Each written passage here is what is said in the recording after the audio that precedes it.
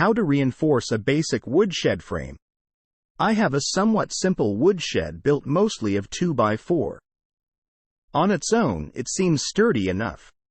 We had one guy at a time on the roof to put the shingles on, and that felt reasonably safe. However, the walls are pretty easy to flex if force is applied to them.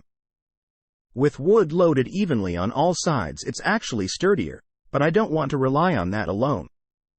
This question, how to reinforce a wobbly hipped roof gazebo built on a concrete patio, was similar, but with no clear answer.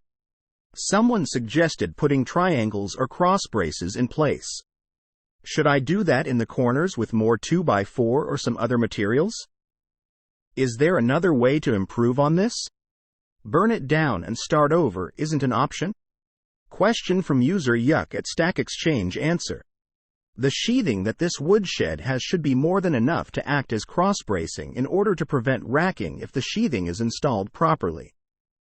If the sheathing is installed with a single screw or nail, that attachment point simply becomes a point around which everything pivots as lateral forces are applied to the walls. Proper installation involves using 2 fasteners. Screws have become my preference. Nails are just fine into at least 2 different studs for each of the horizontal boards. Ideally, there would be 2 fasteners through each board into each stud.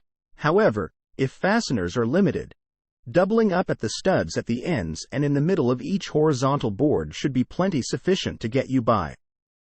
Answer from user Freeman at Stack Exchange.